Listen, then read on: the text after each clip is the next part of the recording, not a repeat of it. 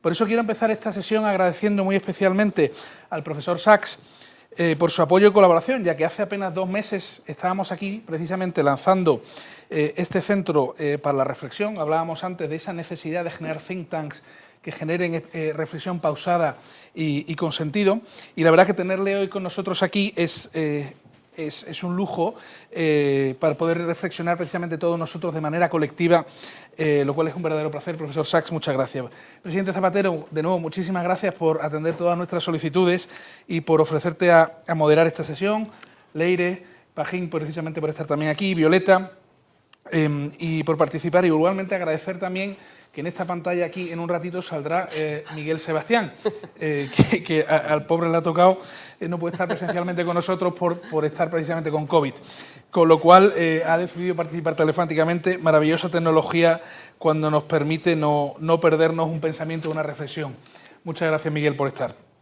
Los Objetivos del Desarrollo Sostenible, junto con la Carta de San Francisco y los tratados de no proliferación de armas nucleares, constituyen para mí los 3 documentos internacionales más importantes del último siglo. Los Objetivos de Desarrollo Sostenible es el primer programa, el primer plan mundial de compromiso en favor de la igualdad, en favor de la reducción de la pobreza y de la sostenibilidad medioambiental, es decir, de un futuro para el planeta. Es quizá el llamamiento internacional más contundente que ha habido a desterrar el egoísmo y hacer que la solidaridad se abra paso. Y estamos en este momento justo llegando al ecuador de los ODS, de los objetivos.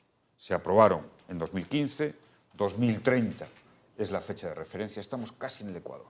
Y en ese ecuador hemos tenido 2 gravísimos hechos: la pandemia y ahora la guerra de Irak. En el fondo los 2 dependen, o han dependido seguramente, de errores graves y van a tener consecuencias graves. Jeffrey,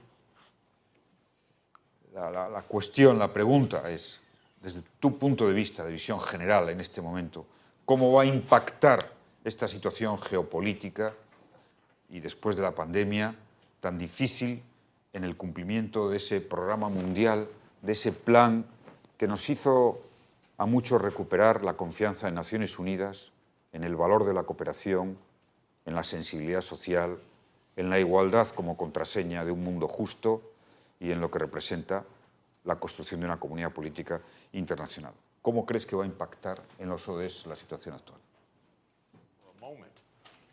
But we are in a multipolar world.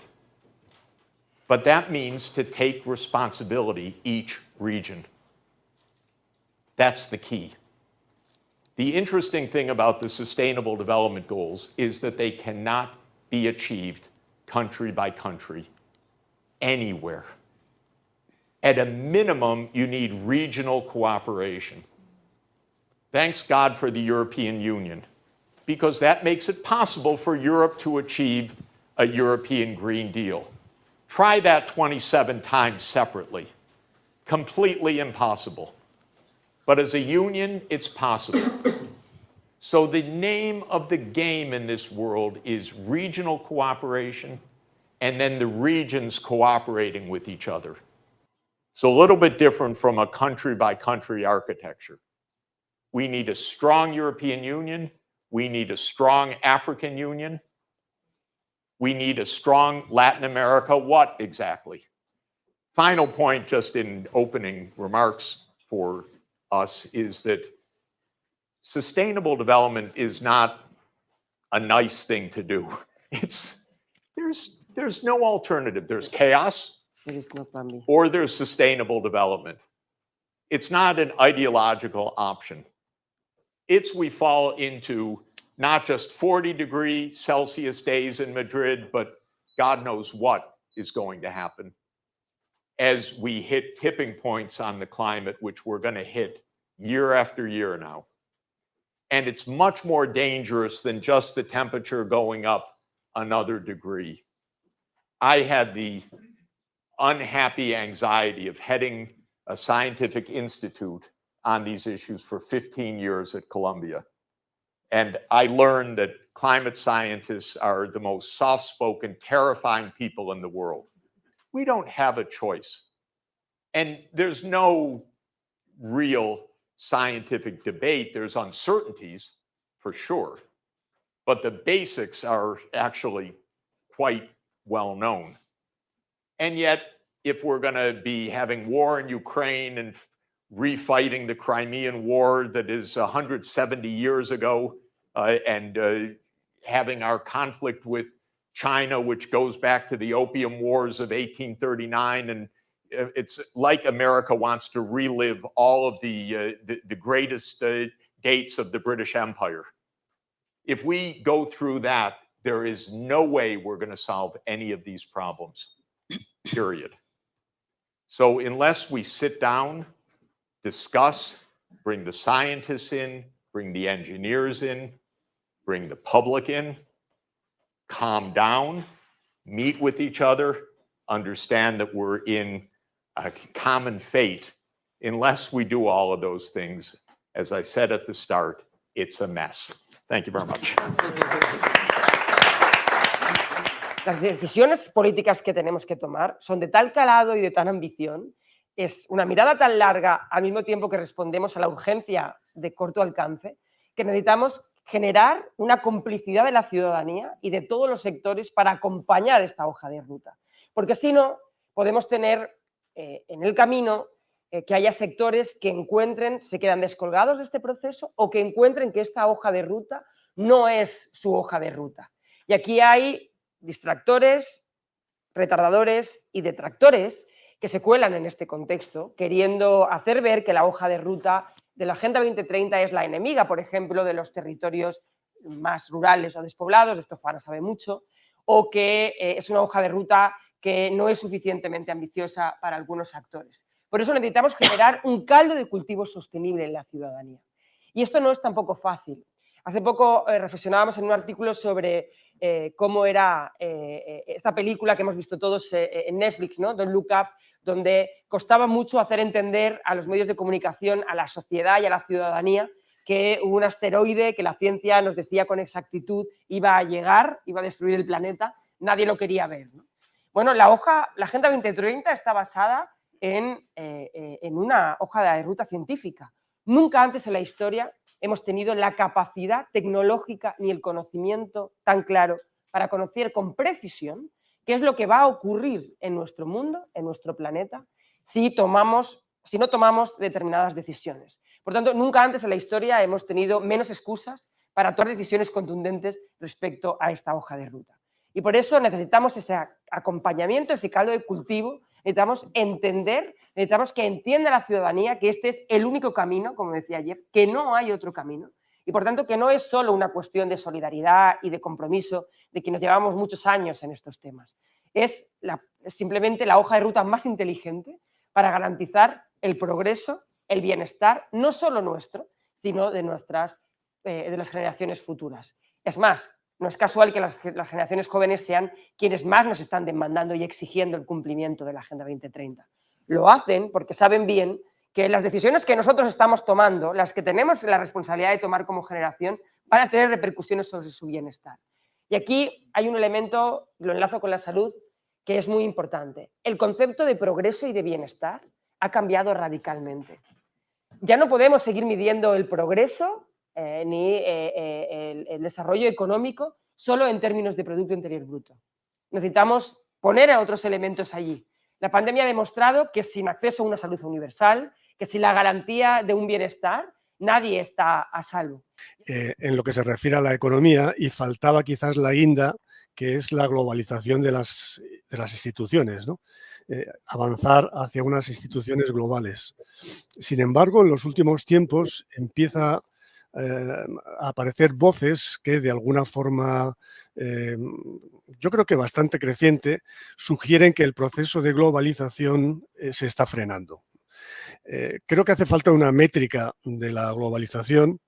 Nosotros, desde luego, en Gates Center queremos trabajar en esa línea y que sobre todo mida tendencias. No vale con hablar episodios como el COVID o la guerra de Ucrania o la crisis del 2008, sino cuál es la tendencia de la globalización. Entonces, si dividimos, bueno, aquí la idea es que cuando el comercio mundial crece más que el PIB mundial, quiere decir que está avanzando la globalización, ¿no? Y cuando, por tanto, dividiendo simplemente el comercio mundial entre el PIB mundial, tendríamos algo parecido a lo que sale en este gráfico.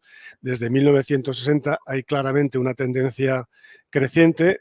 Hay ahí unos años a los que ahora me voy a referir, que son los años de las crisis del petróleo, donde ahí parece que hay una joroba y luego esto crece, sigue creciendo hasta que llegamos hasta el año 2007-2008, donde este proceso se frena, incluso parece que decae. De hecho, si ponemos una tendencia a esta serie, una tendencia típica no lineal de los de Minnesota, Hodrick y Prescott, por ejemplo, pues tendríamos algo parecido a esto, ¿no? Si quitamos estos años del petróleo, que habría que corregirlo, y simplemente le ponemos ahí una tendencia lineal, que a mí es lo que más me gusta, tendríamos una cosa parecida a esta. Es decir, tenemos desde 1900, finales de los 60 hasta prácticamente en los años 90, un ritmo de crecimiento del índice de globalización del 2%, es decir, que el comercio mundial crece 2 puntos por encima del PIB mundial, que luego se acelera en los años 90 y principios del siglo XXI, pero que a partir de la crisis de 2008 parece que esto se frena. Aquí tenemos algunos episodios puntuales, como son la crisis del 2008, la gran recesión, como aquí tenemos algo muy llamativo, que es la guerra arancelaria del presidente Trump contra China y viceversa, y finalmente el COVID. La serie termina en el COVID, que vuelve a haber una caída en el índice de globalización. Ahora veremos qué ocurre con la guerra de Ucrania y la recuperación del COVID. El tema educativo ha sido verdaderamente uno de los grandes desastres de esta pandemia. Siempre fue el objetivo, desde antes de los ODMs, o sea, de la época de los ODMs, un objetivo que estuvo rezagado a financiamientos o estrategias que no necesariamente encajaban en los sitios donde se desarrollaban. Con esto quiero decir que debemos de centrarnos muchísimo en algo que dijo usted anteriormente, que es que cada país no puede desarrollar los objetivos solos. Indudablemente tenemos que tener una estrategia global para poder desarrollar, ¿no? El tema de la mujer. Yo no voy a hablar aquí de la mujer solamente como el tema de género, voy a hablar no solo del objetivo 5. El tema de la transversalización de género tiene que estar en todos los objetivos. Indudablemente no podemos solamente cerrarnos en el objetivo 5, que indudablemente sí es importante. Sin embargo, la mujer está a lo largo de todos los objetivos. La mujer con esta pandemia y con las crisis, además de refugiados, ha sido la más perjudicada en todos los aspectos. Primero, ha tenido que dejar sus empleos. Indudablemente, la baja de los empleos formales de las mujeres e informales han bajado porque es la que tiene que atender la familia, los enfermos, los ancianos. Segundo, la violencia doméstica ha subido mucho más porque el confinamiento ha provocado que también las mujeres tengan que quedarse posiblemente en casa con un posible maltratador, ya sea de familia o de vecinos o de donde esté. Tercero, por otro lado, la política de cuidados, algo que tanto hablamos en los países latinoamericanos y en los países, la política de cuidados que no terminamos de arrancar de esta base. O sea, ¿qué hay que hacer en las políticas públicas para que se contemple estas políticas y cómo podemos ayudar a que la mujer también tenga un incentivo para poder trabajar en estos trabajos que finalmente le tocan por ser mujer, justamente? Muy bien. Muchísimas gracias por su participación. Debo decir que escuchar a Jeffrey Sachs es renovar la fe en la ciencia y en el conocimiento, que seguramente es una de las dos conclusiones que tenemos después de la pandemia y de la guerra. Renovar la fe en el valor del conocimiento, de la ciencia, y en segundo lugar, el imperativo de la cooperación, del entendimiento, del diálogo, de la paz. Gate es un think tank, quiere ser un tanque de pensamiento, pero también es un tanque de sentimientos. Estamos consagrados a la Carta de Naciones Unidas. Estamos consagrados al sistema multilateral de Naciones Unidas. Estamos consagrados a los objetivos del desarrollo sostenible, como la única esperanza de un mundo que en el siglo XXI debería de ser guiado por los principios de solidaridad, generosidad y entendimiento. Y desde luego vamos a seguir fomentando ese tanque de los sentimientos en favor de la paz y en favor de las acciones políticas que, como Jeffrey comentaba, deben de pasar por un proceso amplio de regionalización, de uniones regionales, para cumplir mejor los objetivos de desarrollo sostenible. Y aprovecho para felicitar al Gobierno por esos datos del informe que nos congratulan a los que estamos entregados a la causa de Naciones Unidas.